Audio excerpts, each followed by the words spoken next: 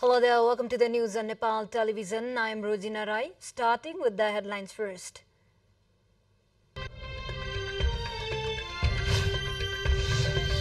PM Dahal urges developed nations to scale up and fulfill their commitments to help LDCs meet the SDGs, adds materializing SDGs Nepal top priority.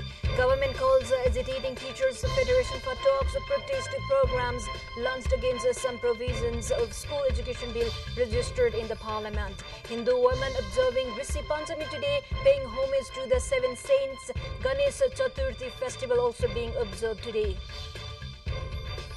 India expels a senior Canadian diplomat in a tit-for-tat move of the Canada to expel the South Asian nation's top intelligence agent. India denies allegations made by the Canadian government. And the matches under the 19th Asian Games to kick off in Hangzhou city from today. Nepal means national volleyball team face Bahrain in the first match today. Welcome back. Now we have the news in detail. Prime Minister Pushpa Kamal Dahal has urged the developed nation to scale up and fulfill their commitments to providing 0.7% of gross national product (GNP) as official development assistance (ODA) to developing countries and 0.15% to LDCs. The Prime Minister made the urge while addressing the UN Sustainable Development Goals Summit and Climate Ambition Summit Monday. The Prime Minister addressed the forum in the capacity of the chair of the group of LDCs. Scaling up support and commitments, the Prime Minister said, is critical as finance is the fuel that drives SDGs progress. I have the honor to deliver this statement on behalf of the group of the least developed countries. The SDGs are in dire need of a rescue plan. We all know 12 of the 17 goals and at least 18 of the 169 targets refer explicitly to LDCs, recognizing the importance of addressing their development challenges. And yet, foreign direct investment flows to LDCs saw a decline of about 30% in 2022 as compared to 2021. Investment in infrastructure, renewable energy, water and sanitation, food security, health and education suffered a significant blow. We have not lost our faith, nor have we derailed our commitment.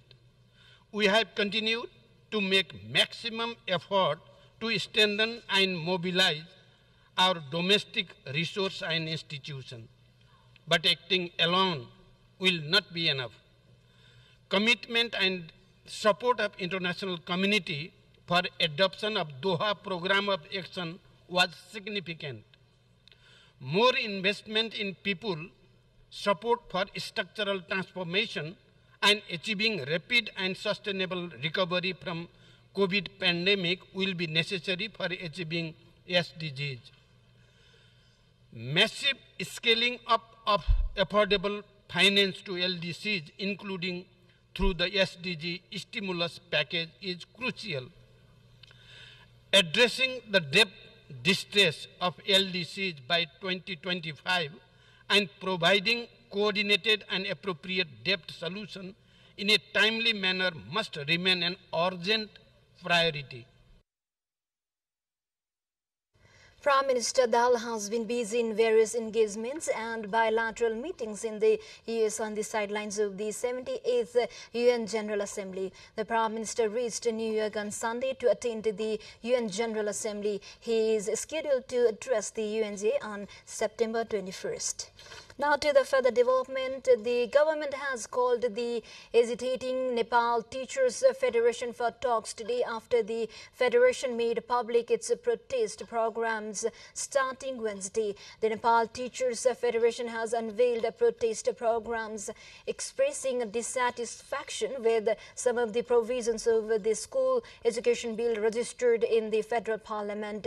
The government has asked the teachers to participate in talks being held at 3 p.m. today afternoon under the aegis of the Ministry of Education, Science and Technology, Ashok Kumar Rai, and Ministry to find a resolve. The government also has asked them to call off the agitation that includes shutting down of schools and other series of protest programs. The Federation has expressed its reservation on issues such as giving permanent status to temporary teachers, creating additional posts for school staff, hiring class teachers of children from outside the school structure, new proposal to calculate temporary period and pension period, teachers promotion, appointment of principal, and teachers transfer and performance evaluation. The government registered the bill to amend and integrate the school education related laws in the House of Representatives on September 13. Early on Friday, making public the teachers made public an 18 points demand. The agitating teachers warned if government fails to address their demand, they will launch a series of protest programs from 20 September onwards. Meanwhile, employee associations of the National Examinations Board also have expressed their concerns over the school education bill, saying it will affect the autonomy of the board and the welfare of working employees. They also have demanded immediate amendments of the bill. The National Education Day 2080 is being observed across the country today under the slogan Inclusive and Skill-Based Education and Retention of Youths Within Country. The Ministry of Education, Science and Technology has formed a main celebration committee under the line Minister Ashok Rai to observe the day. The ministry is organizing a program and conferring the Nepal Vidya Bhushan honor of A, B and C categories on various personalities and awards to the institute's teachers and employees. 90 persons achieving PhD will be conferred the A class honor, while 71 doing best in master's level will get B class honor and 44 doing best in graduate level the C class honor. Similarly, Chhatra Vidya Padak will be provided in the program. However, the ministry informed that as a budget for it was allocated late, only prizes would be distributed and medals later. The name list of those receiving the award has been published by the ministry. The awards named Nepal Pravidhi Vidya Bhushan and Social Welfare Education Prize is added for this year.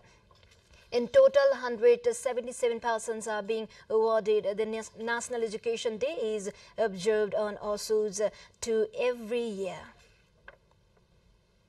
We still have more updates on the side. Stay with us. Time for a short break. Welcome back. You are on Nepal Television News, and now we have remaining updates. Hindu women are observing the Rishi Panchami festival across the country today. Rishi Panchami is observed on the 5th day of bright half moon of the month of Bhadra as per the Nepali calendar. It is also the last day of Haritalika Teej festival. During Rishi Panchami celebration, the Hindu women are worshipping the Sapta Rishis, the 7 saints, as stated in Hindu scriptures. Clad in red, women set up the Sapta Rishis and worship them. Hindu women reaching their menstruation period observe this festival with due respect and importance by fasting and paying homage to the Sapta Rishis or 7 powerful saints as per the Hindu mythology, with a belief that they will be blessed and forgiven for all sins they believe to have committed during their menstrual cycle. Those observing the festival wake up early in the morning, go to the nearby river, stream, pond and lake and take a holy bath with established rituals. They clean their body with 365 stems of Upper Marga, a medical plant, take a bath with cow dung and soil collected from sacred places and ash. The fasting rituals requires the devotee duty to take a bath in the morning and carry out prayers, after which the person is required to eat greens, vegetables, wild fruits, kandamul, guava, for a single meal and fast again. Meanwhile, women devotees are thronging the Sri Sesur temple in Teku, Kathmandu and other Rishi temples across the nation for homage and worship. Meanwhile, Ganesha Chaturti is also being celebrated today, paying homage to Lord Ganesh. The festival is celebrated every year on the fourth day of the bright fortnight of Bhadra Shukla Chaturthi in the month of Bhadra according to the lunar calendar. Ganesha, the son of Shiva and Parvati, who is also known as Ganapati and Vinayak, is worshipped at the beginning of any religious rituals or undertakings. He is also revered as the remover of obstacles and the patron of arts and sciences. A large number of devotees are paying homage at the shrines of Hindu god Ganesha today across the country. Devotees particularly throngs in the temple at Ashok Vinayak and Chandra Vinayak in Kathmandu, Surya Vinayak and Kamal Vinayak in Bhaktapur. The Newar community celebrates the day as Chatha Parva. Now we have updates from international front lines. India summoned its Canadian envoy, after which it expelled a senior Canadian diplomat, asking him to leave the country in 5 days. This comes shortly after Canada expelled RAW Station Chief Pawan Kumar Rai in Ottawa amid allegations linking the Indian government to the assassination of a Khalistan activist. India also rejected allegations made by the Canadian government linking it to the assassination of Khalistan leader Hardeep Singh Nijjar, calling the allegations absurd and motivated. Canadian Prime Minister Justin Trudeau called credible allegations its government may have had linked to the assassination in Canada of a Sikh activist, an accusation that India rejected as absurd. Trudeau said in Parliament on Monday that the Canadian intelligence agencies have been looking into the allegations after Sikh leader Hardeep Singh Nijjar, a strong supporter of an independent Sikh homeland known as Khalistan, was gunned down on June 18 outside a Sikh cultural centre in Surrey, British Columbia. Now to the further development. America's top diplomat and China's vice president voiced hope on Monday for more stability in the often tense relationship as the rival power held their second high-level talks in days. U.S. Secretary of State Antony Blinken meeting Vice President Han Jing in New York on the sidelines of the UN General Assembly said he believed in face-to-face diplomacy to deal with disagreements. Han said that the world's two largest economies face a lot of difficulties and challenges. He added the talks aim to make sure that we are maintaining open communications and demonstrate that we are responsibly managing the relationship between our two countries. The meeting comes as the United States watches personnel changes in Beijing with growing intrigue. We still have more international headliners at the side. Stay with us.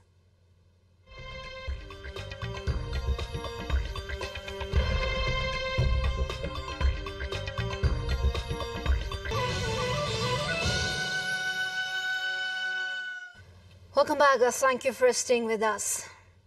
The western Ukrainian city of Lviv was rocked by early morning explosions as their defenses engaged in stopping waves of Russian attacks, local officials said. According to reports, several waves of drones attempted to hit targets in Lviv cities starting at about 1:30 GMT, with numerous explosions heard as their defenses intercepted the incoming unmanned aerial vehicles. Sadvevi later reported that the fire at an industrial warehouse had broken out and emergency services were tackling the blaze. Initial reports were of one person injured, he said. The scale of the attack and full extent of the damages were not immediately known. There was no immediate comment from Russia. Though far from the front lines of fighting in the east and south of Ukraine, Lviv has comes under deadly Russian missiles and drone attacks that have targeted civilian infrastructure and residential buildings, leading to considerable damages and loss of life among city residents. Authorities in southeastern Australia have issued a total fire ban amid an unusual September heatwave that has seen temperatures soaring. The fire ban, the first in 3 years, comes as the states of New South Wales records temperatures as much as 60 degrees Celsius above the September average. Some 61 bushfires had been reported across NSW as of Tuesday morning, with 13 still to be contained. Authorities said forecasters say temperatures are expected to remain high on Wednesday with the strong winds. 21 schools in NSW, mostly along the state's southern coast, have been closed because of the danger of fire. Forecasters have said there is a high chance of an El Nino, which generally causes dry conditions in Australia.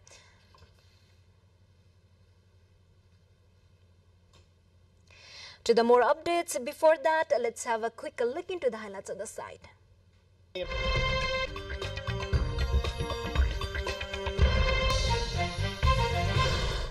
For the first time, even more than 1 in 10 people in Japan are now aged 80 or older. National data also shows 29.1% of the 125 million population is aged 65 or older, a record. Japan has one of the lowest birth rates in the world and has long struggled with how to provide for its aging population. According to the UN, it now has the world's oldest populations measured by the proportion of people aged 65 or up. That proportion stands at 24.5% in Italy and 23.6% in Finland, which rank second and third respectively. In Japan, those aged over 65 are expected to account for 34.8% of the population by 2040, according to the National Institute of Population and Social Security Research. Elon Musk has suggested that all users of X, formerly called Twitter, may have to pay for access to the platform. In a conversation with Israeli Prime Minister Benjamin Netanyahu, the billionaire said a payment system was the only way to counter bots. The BBC approached X for further details but has not yet received a statement from the company. It is unclear whether this was just an off-the-cuff moment or signal for firmer plans that have yet to be announced. Mr. Musk has long said that his solution for getting rid of bots and fake accounts on the social media platform is charging for verifications. Since taking over Twitter last year, he has looked to incentivize users to pay for an enhanced service, which is now called X Premier. Now, time for sports.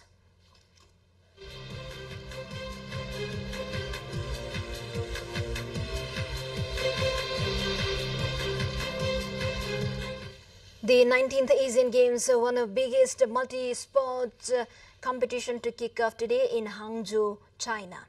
Meanwhile, a Nepali men's national volleyball team is facing off with Bahrain in their first match today. In the captaincy of Man Bahadur Shrestha, Nepali men's national volleyball team are competing against Bahrain. Nepal will next play with Asian powerhouse Iran, and the tournament will last for a week, where Nepali women's national volleyball team will compete from September 30 to October 8 in China, Hangzhou. Likewise, the women's team is scheduled to play against South Korea and Vietnam. Although there has not been official opening ceremony of 19th Asian Games, but some of competitions under it is about to begin from today. Group matches under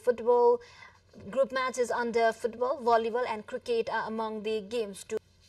With this, we come to the end of this news bulletin, but before we say goodbye, quick reminders of the headlines once again.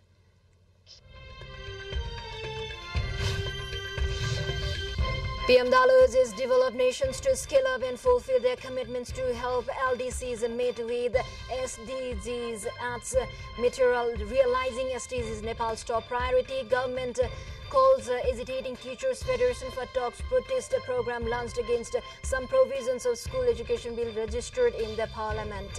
Hindu women observing Rishi Panchami today, paying homage to the 7 saints. Ganesha Chaturti festival also being observed today. India expels a senior Canadian diplomat in a tit-for-tat move to expel the South Asian nation's top intelligence agent.